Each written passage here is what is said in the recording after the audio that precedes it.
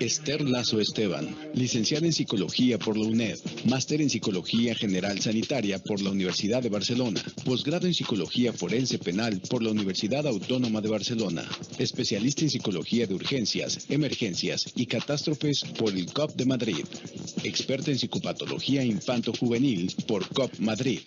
Actualmente trabaja en el ámbito privado como psicóloga cognitivo-conductal, especializada en situaciones de trauma y trastornos de ansiedad y del estado de ánimo.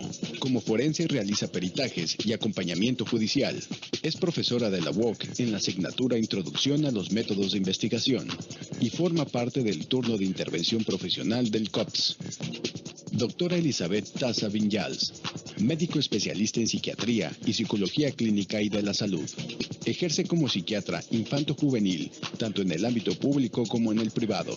Máster en Gender Studies, Intersectionality and Change por la Linköpings University en Suecia. Y especializada en Gender and Health Studies en la Dalhousie University en Canadá. Máster en Investigación Clínica aplicada a las ciencias de la salud.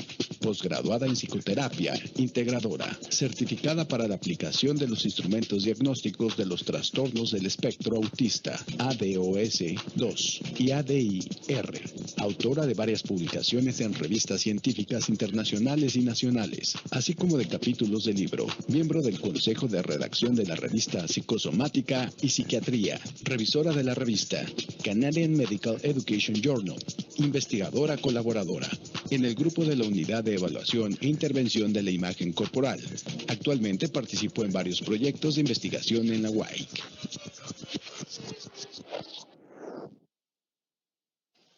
Hola, soy Esther Lazo y vengo a presentaros el proyecto de investigación sobre malos comedores que estoy realizando junto a la doctora Paola Espinosa. Lo primero que nos planteamos es si estos malos comedores o comedores selectivos son producto de unos malos hábitos alimentarios o se trata de un rasgo temperamental. Revisando literatura, nos encontramos en inicio con el conocido concepto de neofobia, que es el rechazo a probar por primera vez un alimento. Si bien es una situación que se resuelve en la mayor parte de los casos, algunas veces ese rechazo no es bien llevado en los primeros intentos alimentarios por parte de los padres y puede llevar a un problema de alimentación, de no querer comer más cosas. Pero no era esto lo que estábamos buscando. Lo que encontramos, leyendo más, es otro rasgo que me resultó muy interesante, que era el food pushiness, que es el rechazo a la comida, a probar no solamente nuevos alimentos, sino después de probarlos, introducirlos dentro de la bolsa de alimentos que un niño puede comer.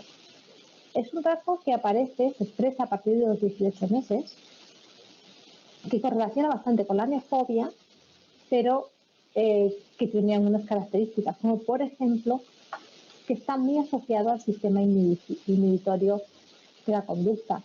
Son niños, niñas, muchas de ellas, que cuando van a un sitio nuevo, pues les cuesta mucho explorarlos, les cuesta mucho alejarse de sus figuras de seguridad, que primero se muestran tímidas y calladas hasta que el entorno es controlado por ellas, entonces ya son más capaces de abrirse.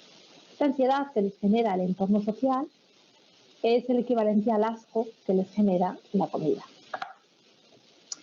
En la evaluación, en la parte de evaluación, nuestro objetivo era discriminar las distintas tipologías. El menor, que no tenía ningún problema con la alimentación, aunque sus padres digan lo contrario. El menor que presenta problemas de hábitos alimentarios, obviamente, y el comedor selectivo.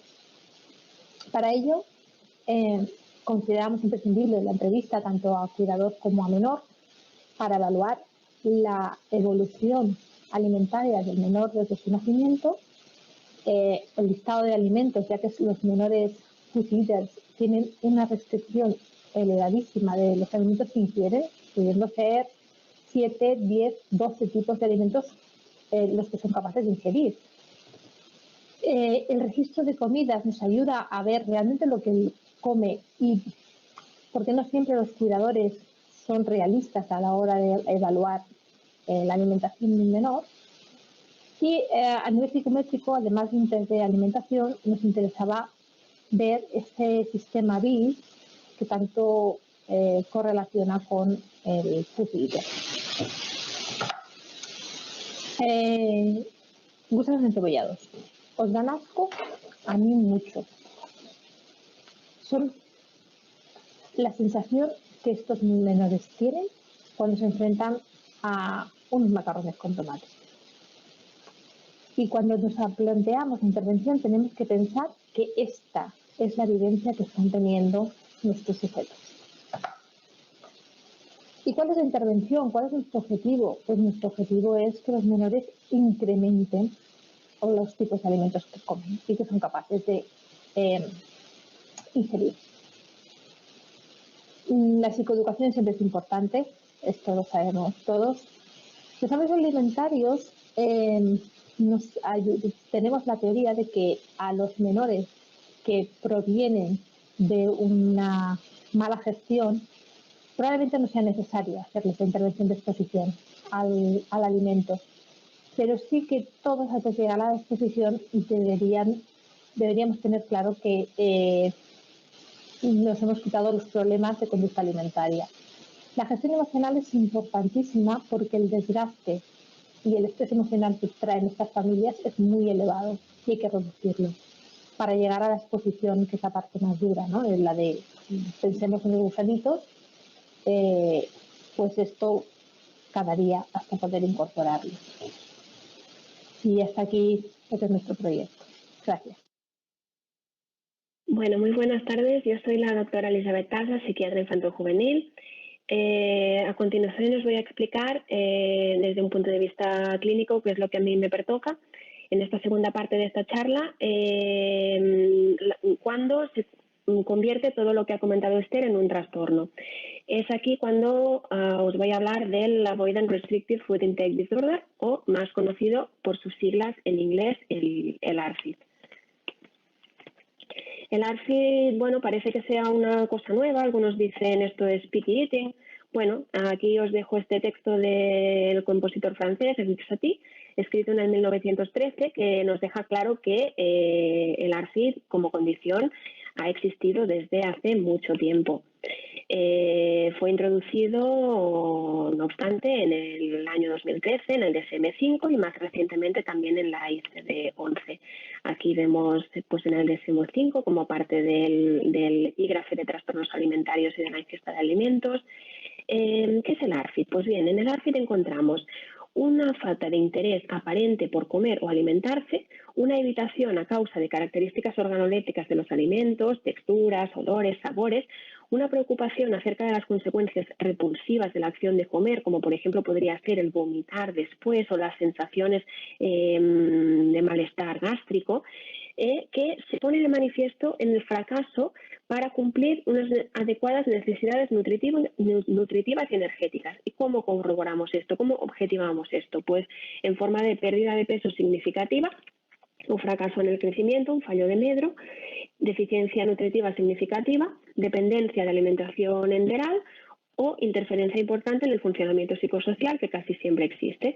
No se explica mejor por factores ambientales o culturales y, muy importante, no se produce exclusivamente en el curso de una anorexia nerviosa o una bulimia nerviosa y no hay pruebas de que exista un trastorno en la forma en la que uno mismo experimenta el propio peso o constitución, es decir, un trastorno de la imagen corporal. No se puede atribuir a otros posibles causantes y debe de existir en una gravedad suficiente para poder ser diagnosticado. Aquí en este cuadro podéis parar la grabación si lo necesitáis. Comparamos el ARFID con los trastornos alimentarios que habitualmente conocemos, la anorexia nerviosa, tanto la restrictiva como la purgativa, la bulimia nerviosa, el trastorno por atracón y el trastorno por purgas puro. Bien, cuando he leído la definición ya hemos empezado a imaginar que habría tres presentaciones, por así decirlo, del ARFID. Hay que matizar que no se trata de subtipos o endofenotipos oficialmente establecidos, pero sí que el DSM nos habla de estos tres de estos 3 prototipos de paciente, digamos, el temeroso evitativo, el sensorial y el que cursa con desinterés. La neofobia es un concepto que los atraviesa a los 3. Pueden encontrarse obviamente en relación y no como entidades separadas. Este estudio me parece muy relevante porque comparó a pacientes con ARFID versus pacientes afectos de anorexia nerviosa, bulimia nerviosa y trastorno por atracón, encontrando que los niñas con ARFID eran más jóvenes, había más género masculino, más síntomas físicos previos al diagnóstico, se encontraban en el momento del diagnóstico en un peor estado nutricional y también se registró una mayor duración de la enfermedad. Cuando tenemos ya diagnosticado a nuestro paciente, ¿qué es lo que hacemos? El abordaje terapéutico. Pues bien, habrá que trabajar a nivel sistémico, una intervención centrada en la familia. Habrá que trabajar a nivel psicológico con herramientas cognitivo-conductuales con el paciente y en algunos casos será necesario instaurar psicofármacos de forma adyuvante. Los objetivos del tratamiento pues serán el peso saludable, corregir déficits nutricionales, asegurar la ingesta de todos y cada uno de los grupos nutricionales básicos y, en definitiva, pues sentirse una cómoda participando en situaciones alimentarias sociales. No serán, en cambio, nunca objetivos del tratamiento la alimentación forzada per se, cambiar la personalidad o el temperamento, que el niño coma y disfrute de todos los alimentos o bien introducir alimentos inusuales o propias de otras culturas simplemente por el hecho de hacerlo. Particularidades en el subtipo temeroso va a ser muy interesante, además de la psicoeducación, como siempre, trabajar con jerarquización y con exposición, prevención de respuesta. Mientras que en el subtipo más sensitivo añadiríamos también técnicas de biofeedback y en el subtipo por desinterés, además de la psicoeducación, que como digo es básica, pues tendremos que hacer también un entrenamiento interoceptivo en las sensaciones de hambre y saciedad, la visceralidad, reeducar la visceralidad. También trabajaremos con habituación y con condicionamiento y particularmente refuerzo positivo. Bien, los criterios de ingreso del ARFID no son muy diferentes a los criterios de ingreso de la anorexia nerviosa o de otras enfermedades pediátricas. Aquí los he puesto rápidamente. Sobre todo el clínico es muy importante que para poder diagnosticar y tratar adecuadamente, pues haber realizado una analítica, que lo que vamos a encontrar son parámetros de desnutrición, el electrocardiograma, sobre todo en los casos que asocian vómitos, por la hipopotasemia, que ya veremos también en el ionograma de la analítica. Y si se realiza un TAKE, pues se verá que no existe en este caso distorsión significativa, incluso puede haber infraestimación en algunas áreas. Aquí el electro de la hipopotasemia, ojo, sobre todo revisar las TES, ya que sabéis que la hipocaliemia pues predice arritmia maligna, particularmente una toxat de Bond. Y bien, os dejo mi email por si hay alguna duda y muchas gracias por la atención. Un abrazo.